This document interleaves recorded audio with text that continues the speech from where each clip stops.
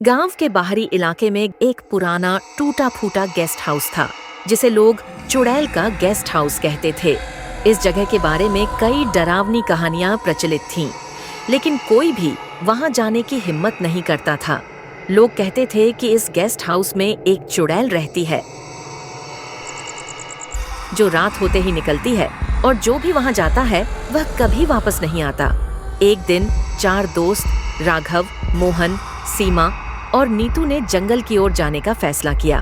वे साहसी थे और ऐसी बातों पर यकीन नहीं करते थे। सबने सोचा कि यह महज एक कहानी है और कुछ नहीं।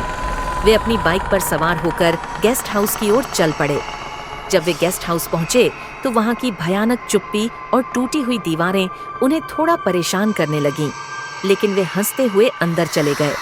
जैसे ही वे अंदर पहुंचे, दरवाजा खुद ब खुद बंद हो गया। अचानक सीमा ने महसूस किया कि किसी ने उसकी पीठ पर हाथ रखा है, लेकिन जब उसने पलट कर देखा तो कोई नहीं था। धीरे धीरे गेस्ट हाउस की दीवारों पर छायाएं उभरने लगीं और फर्श से अजीब आवाजें आने लगीं।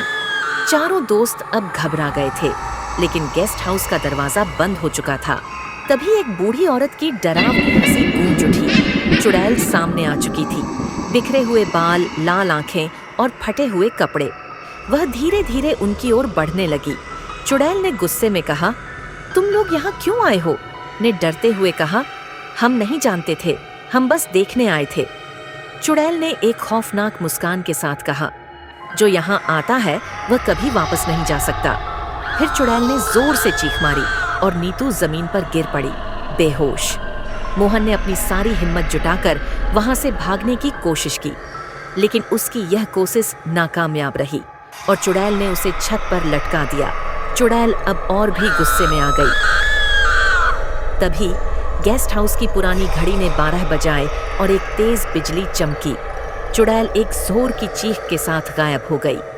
दरवाजा अपने आप खुल गया और वे दौड़ते हुए बाहर निकल आए। उस दिन के बाद किसी ने भी चुड़ैल के गेस्ट हाउस की तरफ देखने की हिम्मत नहीं की।